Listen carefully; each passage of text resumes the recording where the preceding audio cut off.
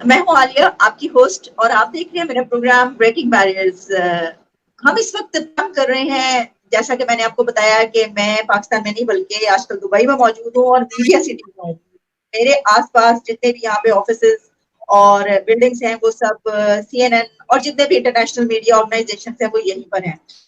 بڑی زبردست جگہ ہے یہ، اور آپ میرے پیچھے دیکھ سکتے ہیں کہ وہ اس وقت رات کا ماحول ہے، تو میں نے کہا اچھا نہیں، ایک اس جگہ پر بیٹھ کر اپنی بالکنی میں جو ہے وہ ایک پروگرام کیا جائے۔ میرے ساتھ اس وقت موجود ہے کینیڈا سے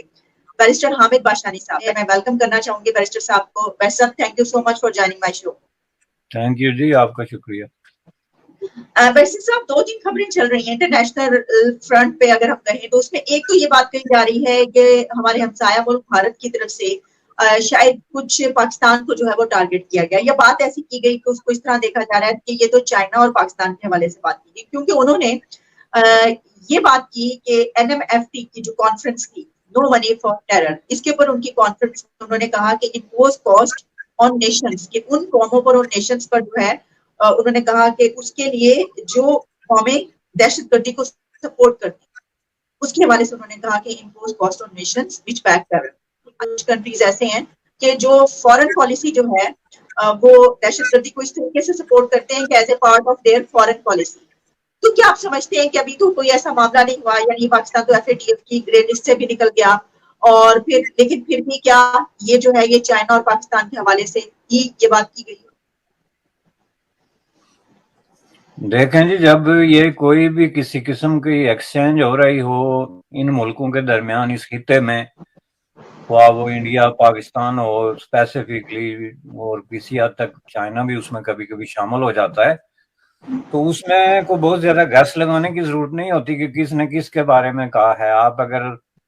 بات کریں ٹیررزم کی اور فارن پالیسی میں ٹیرر فنڈنگ کی، تو اس بات انڈیا کی طرف سے ہو رہی ہو تو ظاہر ہے اس میں 100% ایک شوہر اور ایبسلوٹ قسم کے یقین کے ساتھ آپ کہہ سکتے ہیں کہ یہ اشارہ پاکستان کی طرف سے ہے، چونکہ اس میں ظاہر ہے اس خطے میں نہ تو کوئی ایسا ملک ہے جس پہ یہ چارجز ہوں کہ وہ ٹیرر کو فنڈ کرتے ہیں، اور نہ ہی کسی ایسے ملک کی ایسی فارن پالیسی ہے جس کا تعلق کسی طریقے سے ٹیررزم کے ساتھ بنتا ہو۔ تو اب ظاہر ہے کہ یہ جو اس طرح کی کانفرنسز ہوتی ہیں اس میں تو آپ صرف کرنٹ افیئرز پہ بات نہیں کرتے کہ اس وقت ایز وی اسپیک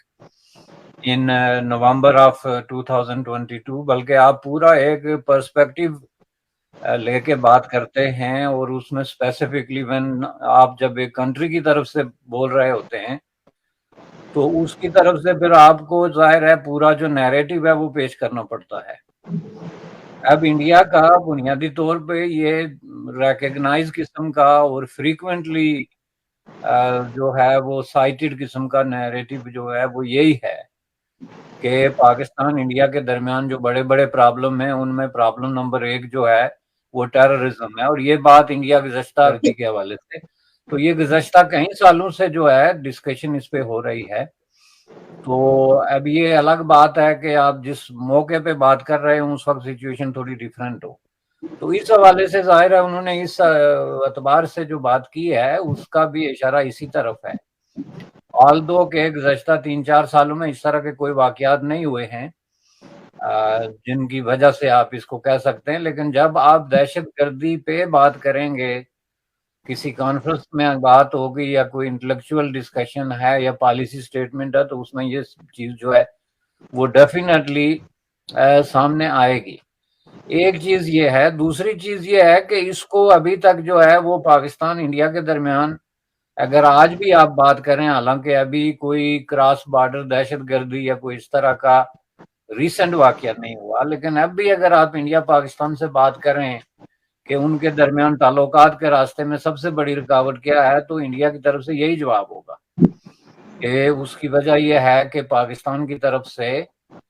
دہشت گردی کو فنڈنگ ہوتی ہے اور ان کی فارن پالیسی میں یہ ایک عنصر شامل ہے، حالانکہ ابھی موجودہ حالات میں اس طرح کا کوئی واقعہ نہیں ہوا ہے۔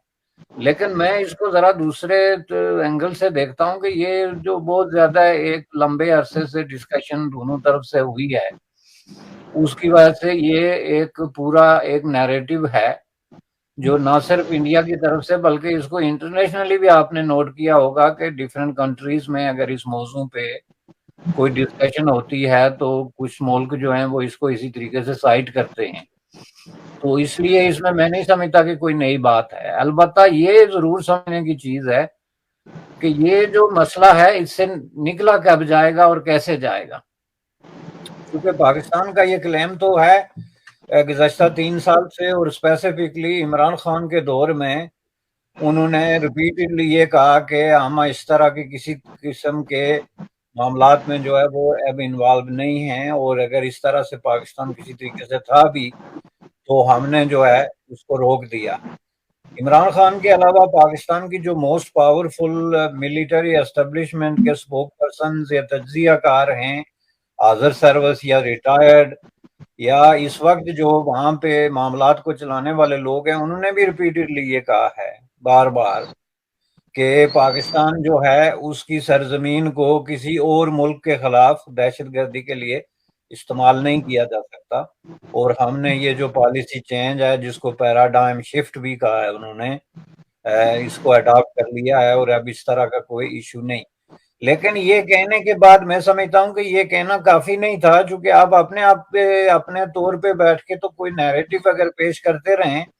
جس طرح کہ ابھی انڈیا نے ایک نیریٹو دے دیا، مودی صاحب نے اس طرح پاکستان سے جو ہے وہ شہباز شریف دے دے، تو اس سے بات نہیں بنتی. بلکہ اس کا اگر پاکستان نے اس طرح کے واقعی کوئی اقدامات کیے تھے تو ان کو چاہیے تھا کہ وہ اس کو لے کے تو انڈیا کے ساتھ جو ہے وہ شیئر کرتے ٹیبل پہ بیٹھ کے، جس کو آپ نیگوشیٹنگ ٹیبل کہتے ہیں، جہاں پہ وہ اپنا ڈیٹا پیش کرتے کہ جناب ہم نے اس میدان میں یہ سٹیپس لیے ہیں اور اس کی وجہ سے یہ فرق جو ہے وہ پڑا ہے. تو اس لیے ہم اب اس کا ایک نیکسٹ لیول پہ بات کرنا چاہتے ہیں کہ اب آپ کا اعتراض تو یہ تھا کہ ہم جو ہے وہ دہشت گردی کے ساتھ جڑے ہوئے ہیں یا ہماری وجہ سے جو ہے اس طرح کے واقعات ہوتے ہیں. تو آپ اب بات کریں اگلی، تاکہ پھر اس بات کا پتہ چلتا نا کہ آپ نے کوئی چیز کی ہوئی ہے یا واقعی آپ اس معاملے میں سنجیدہ ہیں. دوسری چیز جو اس کے ساتھ جڑی ہوئی ہے وہ یہ ہے کہ اس میں کوئی شک نہیں کہ اس طرح کے واقعات جو ہیں وہ کم ہوئے ہیں، لیکن بالکل ختم نہیں ہوئے. مثلا کشمیر میں ریسنٹ منتھس میں اور ریسنٹ ایئرز میں آپ نے دیکھا ہے کہ اس طرح کے واقعات مختلف طریقوں سے ہوئے، ان کی تھوڑی سی شکلیں بدلی ہیں. اس میں فار ایگزامپل جو ہے وہ کسی پنڈت پہ حملہ ہو گیا یا کوئی اس طرح کی واردات یا کارروائی ہو گئی جس کو آپ ایزیلی دہشت گردی کہہ سکتے ہیں، اور اس کا تعلق جو اسلامی بنیاد پرستی سے بھی جوڑ سکتے ہیں، اس کا تعلق جو وہاں پہ سالہ سال یا ایون ڈیکڈ سے جو ایک کاروائی چل رہی ہے جس کو آپ پراکسی وار کہتے ہیں، اس کے ساتھ بھی جوڑ سکتے ہیں. تو وہ واقعات مکمل طور پہ ختم نہیں ہوئے. لیکن انڈیا کو بھی یہ بات ذہن میں رکھنی چاہیے کہ ہندوستان کے اندر دہشت گردی کے ہر واقعے کو جو ہے وہ پاکستان کے ساتھ جوڑ کے یا پاکستان اس کو ختم نہیں کر سکتا. ظاہر ہے انڈیا کی بطور اسٹیٹ اپنی کچھ اوبلیگیشن اور رسپانسبلٹیز ہیں، اور دنیا کے کسی ملک ویسے سب چائنا کا نام بھی آ رہا ہے نا، جس طرح گئے کہ یہ جو بات کہی گئی ہے تو پاکستان کے ساتھ ساتھ چائنا کا نام بھی آ رہا ہے کہ چائنا کے حوالے سے بھی بات کی گئی ہے. کیا آپ سمجھتے ہیں؟ میں اسی طرف آ رہا ہوں. تو یہ جو ہے ایک تو یہ ہے کہ میں سمجھتا ہوں کہ اس میں کافی ڈیولپمنٹ ہوئی ہے. پاکستان میں بڑی حد تک جو ہے جو سٹیپس لیے ہیں ان کو چاہیے کہ وہ سٹیپس جو ہے انڈیا کے ساتھ شیئر کریں، تاکہ ایک تو جو انڈین سب کنٹیننٹ کے اندر پبلک اوپینین ہے، member of the general public ہے، خواہ وہ پاکستان میں بیٹھا ہے یا انڈیا میں بیٹھا ہے، اس کو حقائق کا پتہ چلے کہ واقعی کوئی پیراڈائم شفٹ ہے، واقعی کوئی انڈیا پاکستان کے درمیان اس طرح کا کوئی ڈیولپمنٹ ہوئی ہے جس کی وجہ سے ہم نیکسٹ سٹیپ جو ہے وہ لے سکتے ہیں اور ایسے مسائل کے حل کی طرف بڑھ سکتے ہیں جو دہشت گردی کی وجہ سے یا اس طرح کے واقعات کی وجہ سے ڈسٹرب تھے. اس کا ایک حصہ یہ ہو گیا.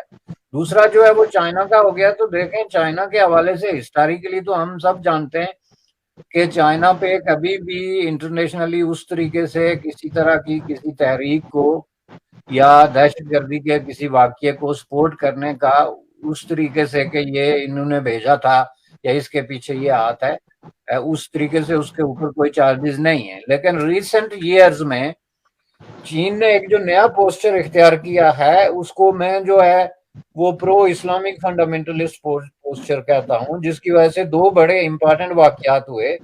ایک تو یہ کہ انہوں نے مختلف ملکوں کے اسلامک فنڈامنٹلسٹ جو تحریکیں ہیں، موومنٹس ہیں، ان کے جو ہیڈ ہیں یا انٹلیکچوئلز ہیں یا ریپرزینٹیٹیو ہیں، ان کو انوائٹ کیا بیجنگ میں. اور دوسرا یہ ہے کہ انہوں نے یونائٹڈ نیشن میں ایسی مووز جو ہیں ان کو ویٹو کرنے کی یا ان کو اپوز کرنے کی کوشش کی جو دہشت گردی کی کارروائیوں کو روکنے کے لیے یا دہشت گردوں کے خلاف اٹھائے گئے تھے. جس کی ایک مثال آپ یہ دیکھ لیں کہ پاکستان کے حوالے سے جو ایک دو دفعہ وہاں پہ ووٹنگ کی حد تک بات پہنچی مختلف لوگوں کے ایشوز پہ، تو اس پہ جو ہے وہ چین نے اس کو ویٹو کرنے کی کوشش کی. تو اگر کوئی ملک اس طرح کی واردات کرے کہ ایک جو ہے ملک کے اندر موجود کچھ شخصیات، پرسنالٹیز یا آرگنائزیشنز پہ اس طرح کا الزام ہو کہ وہ دہشت گردی کی کارروائیوں میں ملوث ہیں اور انٹرنیشنلی ان کے خلاف کوئی قرارداد موو ہو رہی ہو یونائٹڈ نیشن میں جس میں ان کو دہشت گرد قرار دیے جانے کی بات ہو، اور اس میں کوئی ملک اپنے ویٹو اختیارات استعمال کرے، تو وہ ڈائریکٹلی اور انڈائریکٹلی جو ہے وہ دہشت گردی کی سپورٹ ہے. دہشت گردی کی اس سے بڑی سپورٹ اور کوئی نہیں ہو سکتی. دو تین طریقے ہوتے ہیں نا. ایک تو یہ ہے کہ آپ دہشت گرد کو رائفل دیتے ہیں، یا آپ دہشت گرد کو فائنینشیل سپورٹ کرتے ہیں، یا آپ دہشت گرد کو ڈپلومیٹک سپورٹ ایکسٹینڈ کرتے ہیں. تو یہ اگر آپ کر رہے ہیں تو اس کا مطلب ہے آپ کسی نہ کسی طریقے سے براہ راست جو ہے وہ دہشت گردی کو انکریج کر رہے ہیں. لہٰذا جب کبھی بھی ساؤتھ ایشیا یا ساؤتھ ایسٹ ایشیا میں یا اوور آل دنیا میں جو ہے وہ دہشت گردی کی بات ہو،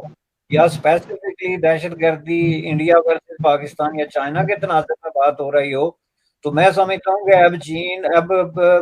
انڈیا کے پاس چین کے خلاف ایک انتہائی مضبوط ہتھیار جو اس نے مولانا مسعود اظہر کے حوالے سے جو قرارداد کو ویٹو کیا تھا، قرارداد کو اپوز کیا تھا یونائٹڈ نیشن کے اندر،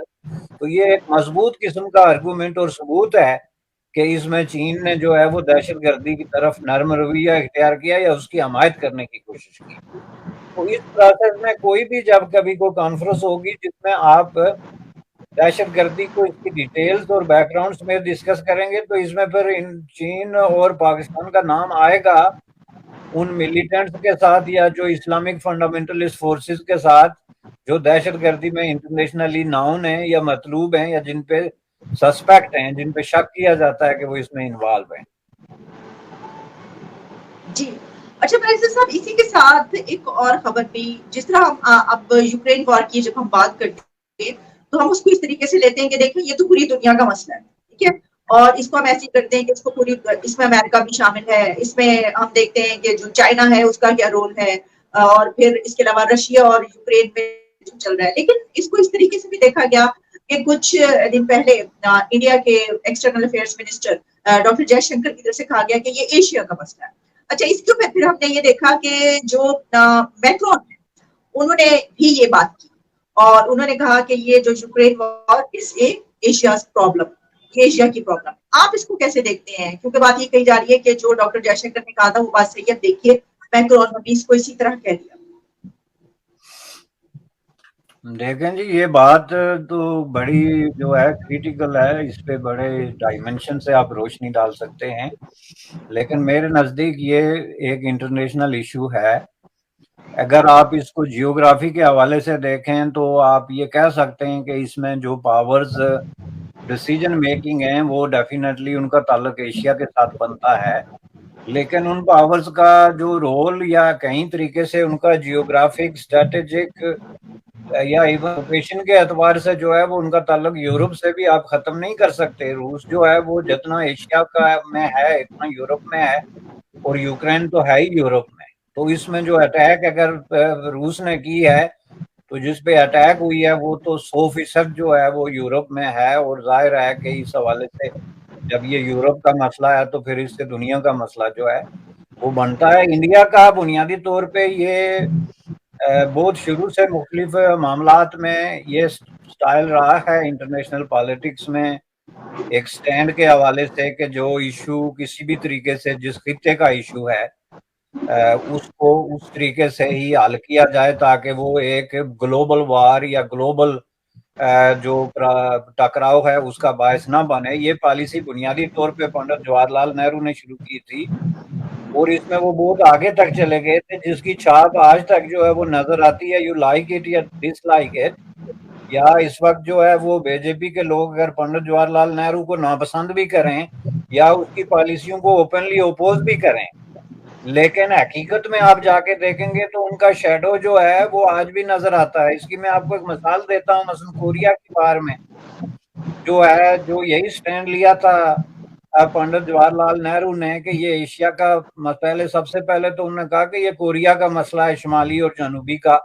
اور اس میں روس کو یا چین کو یا even United state of America کو مداخلت کرنے کا حق نہیں ہے۔ لیکن جب یہ مداخلت شروع ہو گئی، اس میں روس بھی انٹرفیئر کر گیا، چین نے بھی اپنی فوجیں داخل کر دی، تو اس کے بعد انہوں نے یہ کہا کہ یہ ایشیا کا مسئلہ ہے، اور اس کی وجہ یہ ہے کہ دنیا نے چین کو سیکیورٹی کونسل میں سیٹ دینے سے انکار کر دیا۔ حالانکہ چین اور جو بھارت کے تعلقات اس وقت بھی کوئی آئیڈیل نہیں تھے، لیکن نہرو نے یہ مسئلہ اٹھایا بطور نیشنلسٹ، ایک ایشین نیشنلسٹ کے طور پہ انہوں نے یہ کہا کہ یہ امریکہ کی طرف سے غلط ہو رہا ہے، اور یہ اس وقت کی بات کر رہا ہوں میں 50s کی، جس کی وجہ سے امریکہ نے چین اس بھارت کو جو ہے وہ مدد دینے سے انکار کر دیا تھا، اور اس کے جواب میں پاکستان کی زیادہ سے زیادہ جو ہے وہ سپورٹ کرنے کا ایک عمل شروع ہوا تھا۔ تو یہ وہاں سے ایک پالیسی چلی آ رہی ہے۔ انڈیا کی پالیسی جو فارن پالیسی ہے وہ بنیادی طور پہ نیشنلزم اور نان الائنڈ موومنٹ پہ بلیو کرتی ہے۔ تو ان دونوں پلرز پہ اگر آپ پالیسی کو رکھیں گے تو اس کا مطلب یہ ہے کہ آپ ایک تو اس کو علاقائی بنیادوں پہ حل کرنے کی کوشش کرتے ہیں کہ چلیں ٹھیک ہے، ہم اس مسئلے کو روس، چین،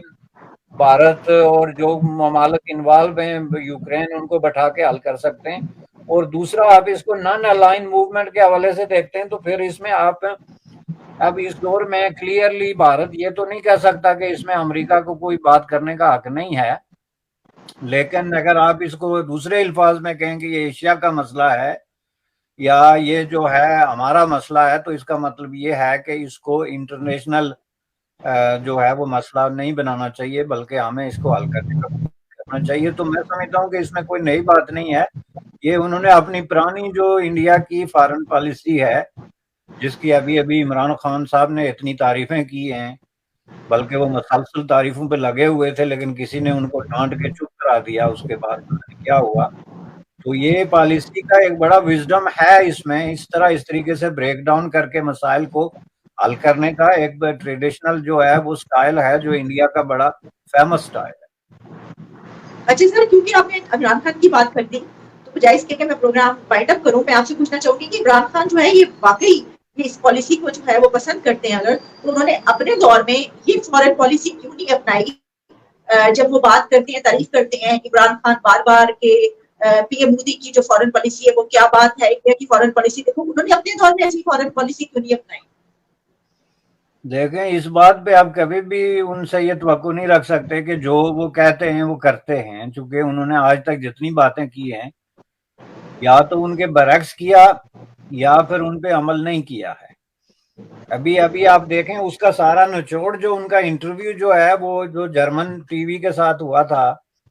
اس کے اندر اس کی ساری سمری آ گئی تھی، جس میں اس خاتون نے ان سے پوچھا تھا کہ اگر آپ کے یہ سارے شکوے شکایات، یہ سارے معاملات ہیں، تو آپ نے اپنا ہاؤس کلین کیوں نہیں کیا جب آپ پرائم منسٹر تھے؟ تو آپ نے یہ جو ہے اب اس کو لے کے بیٹھے ہیں، تو انہوں نے اس سوال کا جواب ہی دینا جو ہے وہ بول کر دیا۔ اب یہ جو ہے نا، ان کو جو بات آئیڈیل نظر آتی ہے، بڑی ایک اٹریکٹیو نظر آتی ہے، پبلک جس کو سننے کے لیے تیار ہے اور جس کی وجہ سے پبلک میں ان کی پاپولیرٹی میں اضافہ ہوتا ہے، وہ کرتے ہیں۔ اسی لیے ان کو کہتے ہیں نا کہ وہ پاپولر پالیٹکس کر رہے ہیں، اور پاپولر پالیٹکس کرنا کوئی خوبی نہیں ہے۔ پاپولر سے مراد یہ نہیں کہ یہ کوئی عوامی مقبولیت، بلکہ یہ ایک سکول آف تھاٹ ہے جہاں پہ آپ عوام کے جذبات سے کھیلتے ہیں۔ تو یہ چیز جو کہ لوگوں کو پسند آتی ہے کہ جی انڈیا کی آپ جو ہے کو اپریشیٹ کریں کہ اس نے اتنی کولڈ وار کے دور میں اور اس کے بعد کے کریٹیکل حالات میں اپنے آپ کو سٹینڈ الاؤن کیا ایک انڈیپینڈنٹلی، اور اپنے آپ کو پروو کیا کہ ہماری پالیسی جو ہے وہ انڈیپینڈنٹ ہے اور ہم کسی کے ہاتھوں میں کھیلنے کے لیے تیار نہیں ہیں۔ یہ ظاہر ہے ایک ایسی چیز ہے جس کو ہر بازمیر آدمی سے مراد جو کانشیس رکھنے والا پرسن ہے وہ اس کو اپریشیٹ کرے گا۔ تو اس پاپولیرٹی کا فائدہ اٹھانے کے لیے اور لوگوں میں اپنی نیک نامی میں اضافہ کرنے کے لیے یہ کہہ دینا، حالانکہ 3.5 سال تک جو ہے انہوں نے فارن افیئرز پہ ایک لفظ تک نہیں کہا، اور اگر کہا بھی تو پورے 3.5 سال تک ایک ہی دفعہ کی رٹی ہوئی تقریر جو ہے انہوں نے بار بار دہرائی جی کہ آر ایس ایس کے خلاف ہم کوئی جہاد کر رہے ہیں، جس کا کوئی تعلق ہی انڈین فارن پالیسی سے ہے ہی نہیں۔ جیسا کہ میں نے ابھی عرض کیا، آپ دیکھیں آر ایس ایس کا سب سے بڑا جو تصادم چل رہا تھا وہ پنڈت جواہر لال نہرو کے ساتھ چل رہا تھا، تو آر ایس ایس تو ایک اپنی جگہ رہ گئی۔ آج بھی انڈیا میں جو پالیسی فارن پالیسی ہے وہ وہی ہے جو پنڈت جواہر لال نہرو کے دور میں طے ہوئی تھی، اس میں کسی قسم کی جو تبدیلی آئی ہے وہ یہ ریسنٹ ایئرز میں جب انڈیا کی اوپننگ ہوئی امریکہ کے ساتھ، تو اس کے بعد انہوں نے جو ری ایڈجسٹمنٹ کی، ری الائنمنٹ کی امریکہ کے ساتھ اور یورپین پاورز کے ساتھ انٹرنیشنل ارینا میں، وہ ایک ایڈیشن ہے، لیکن جو بنیادی خد و خال جس کو آپ کہتے ہیں وہ وہی ہیں جو انہوں نے 50s میں طے کر لیے تھے۔ تو اس لیے اس کے اندر ایک آئیڈیالزم ضرور ہے، اور عمران خان صاحب ہر بات جس کے ساتھ کہیں نہ کہیں آئیڈیالزم جڑا ہوا ہے اس کو اٹھا کے تو اس پہ بینکنگ کرنے کی کوشش کرتے ہیں، لیکن اگر وہ دوبارہ بھی پرائم منسٹر بن جائیں تو آپ دیکھیں گے کہ انڈیا کے خلاف وہی زہر اگلیں گے وہ، اور کوئی بہانہ لے کے آ جائیں گے، پہلے آر ایس ایس کا لے کے آ گئے تھے، اب کسی اور کا لے کے آ جائیں گے۔ اصل مسئلہ وہیں کا وہیں ہے بھائی، وہاں پہ پرائم منسٹر نریندر مودی ہے، حکومت میں بھارتیہ جنتا پارٹی ہے، انہوں نے ٹنز آف ووٹ لیے ہیں، اوور ویلمنگ میجارٹی لے کے وہ آئے ہوئے ہیں۔ آپ ان سے بات کریں کہ آپ کے اور ہمارے درمیان مسئلہ کیا ہے اور ہم اس کو حل کیسے کر سکتے ہیں۔ آپ 50 سال پرانی ایک فائل نکال کے لے آئے جی آر ایس ایس تھی ایک انڈیا میں اور اس نے یہ کیا تھا، مطلب اٹ ڈزنٹ میک سینس۔ یہ وزڈم سے خالی قسم کا ایک سٹینڈ ہے، اس لیے ان پہ زیادہ ہوپس جو ہے وہ پن کرنے کا کوئی مقصد نہیں ہے فارن پالیسی میں specifically. Thank you so much, Barrister Bashari, for your precious time. Thanks a lot.